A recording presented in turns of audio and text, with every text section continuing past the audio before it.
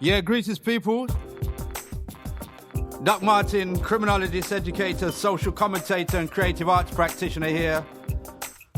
Welcome to the Roadman's Guide, a podcast chat show about life and issues from the ends, aka the inner city, the road, or just the streets. And you know something? Despite the bad press, negative labeling, distorted myths, and inaccurate portrayals, people in the end survive, live normal lives, and contribute to the betterment of our community. This is down to positive, strong-willed and self-determined individuals, groups and organisations who work tirelessly to make the community a better place, where there's hope, optimism and, more importantly, a sense of belonging. The Roadman's Guide is about giving a platform to those individuals who can voice the concerns, give us insights, pass on the wisdom and offer solutions to the complex nature of life in the ends. But more importantly, the Roadman's Guide is about the community, for the community. So get involved, come onto the show and talk, become a listener, as well as giving us some feedback to shape, guide and improve what we do.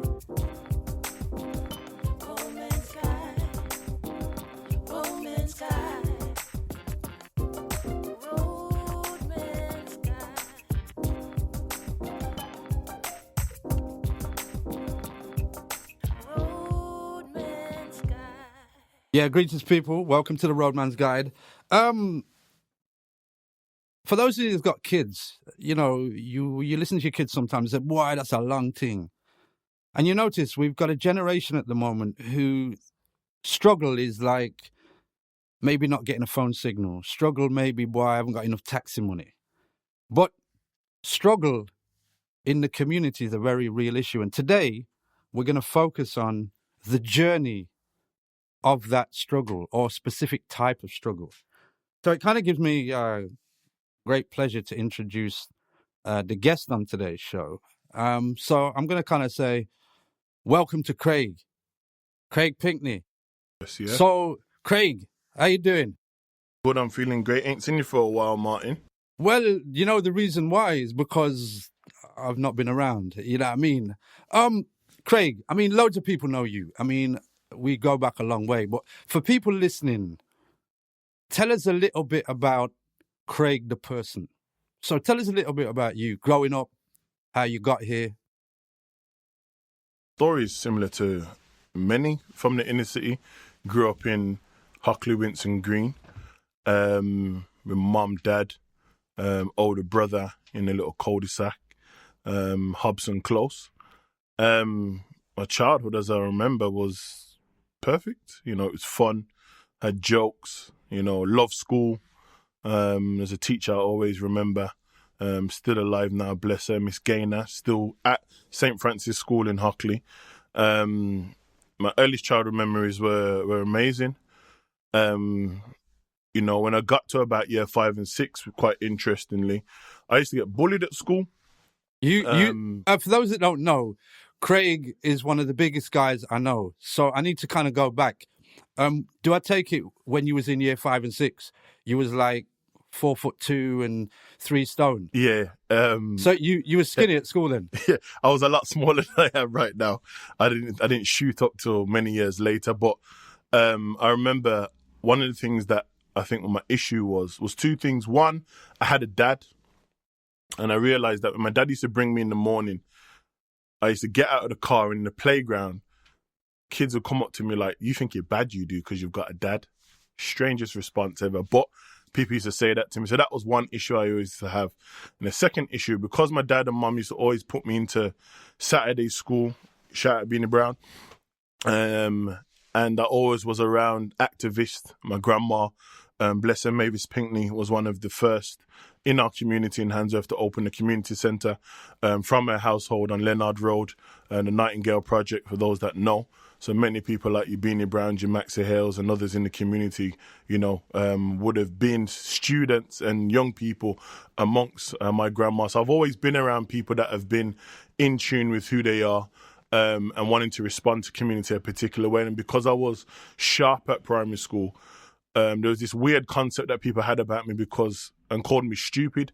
And I actually started to believe this concept of stupid. So even though my early years of school was interesting, I actually started to believe this concept of being stupid, and I think that was my trigger for a lot of my anger going into secondary school. Well, let me just stop you there.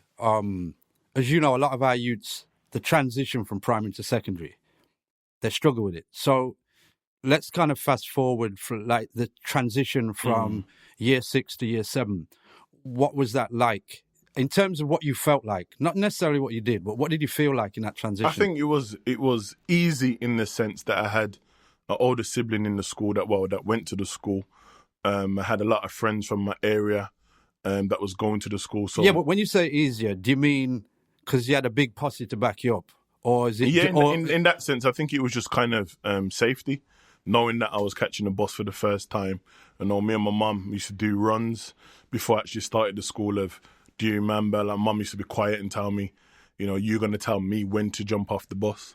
And if I'd missed the bus stop, she said we should have got off 2 bus stops ago. And so when I was with a couple of my friends that lived in Hockley, it was a lot easier because these wasn't friends from primary school. These were people that I see every single day when I play outside. So going on the bus with them and then going into school and then fortunately being in some of their classrooms, it was a whole lot easy. But let me ask you a question on that, because obviously you met the transition, your brethren, your friend, but then suddenly you land in year 9. Mm-hmm. You're suddenly starting to get bigger. You're starting to think about bigger things. Can you talk about the middle portion of your schooling? What happened in there? I think that particular phase in my life, I think that's when things started to turn for the worst in terms of the negative. I think I was becoming more socially aware of my surroundings. I started to realize that the education system that was in front of me didn't like me.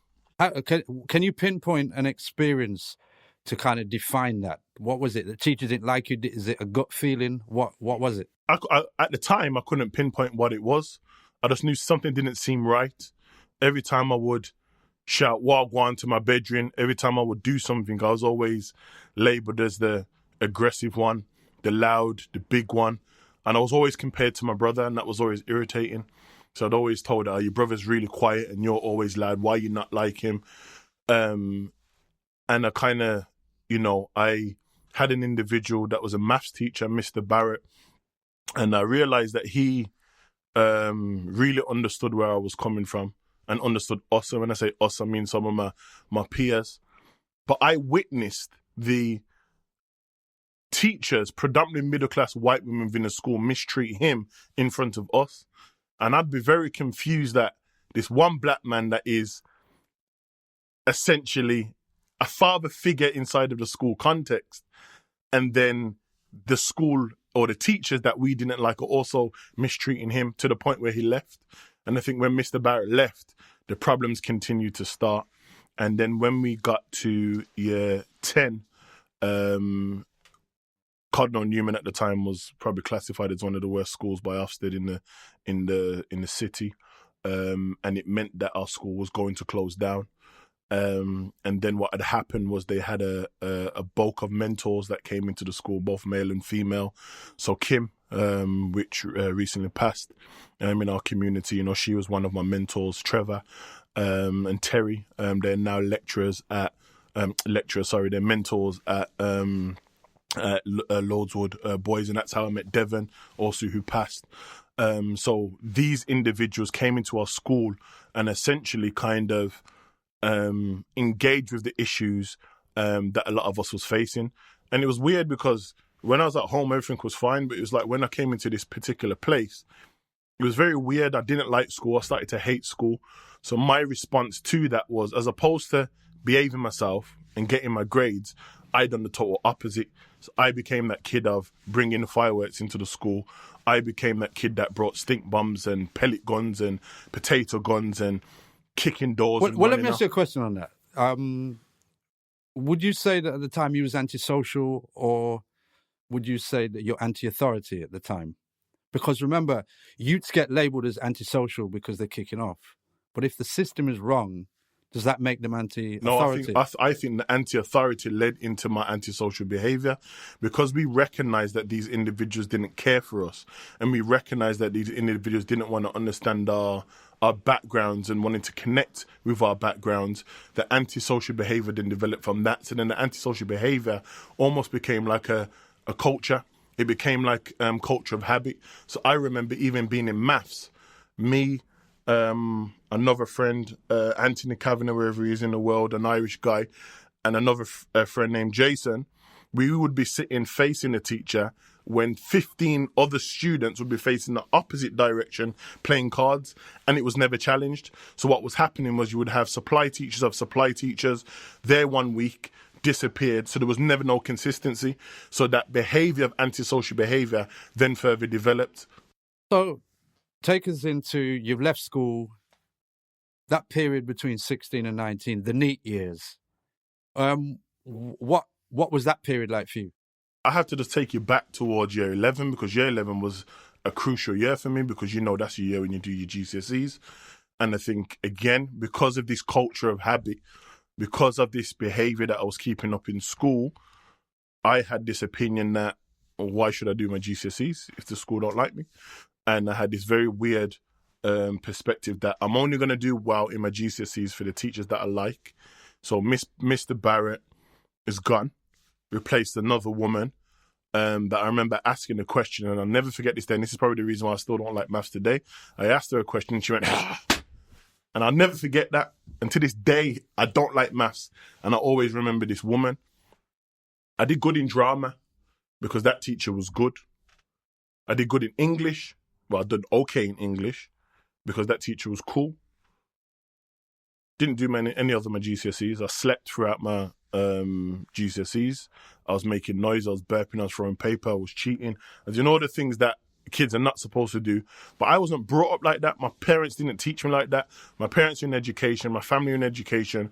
But that environment enabled me to behave like that. And I kind of conformed to it. So how did you reconnect back to education when you chose your career path then? Well, one of the good things was, as I said, I had a mentor, Kim, Terry, Trevor. Trevor had a friend named Herman Wilson that used to do basketball.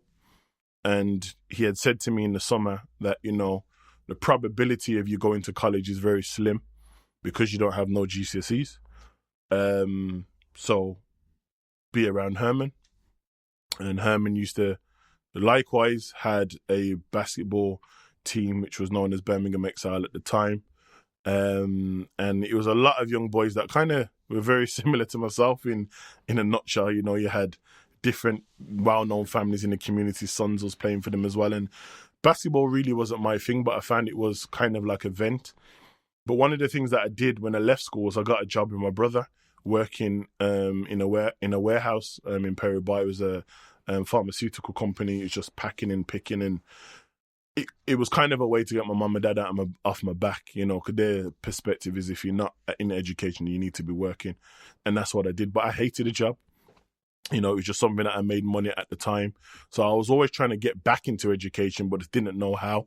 So when I started to essentially play with Herman, and Herman gave me the opportunity to play for his team, because Birmingham Excel had quite a lot of status of a lot of guys that was then going into Birmingham Bullets, a lot of guys that was going to America.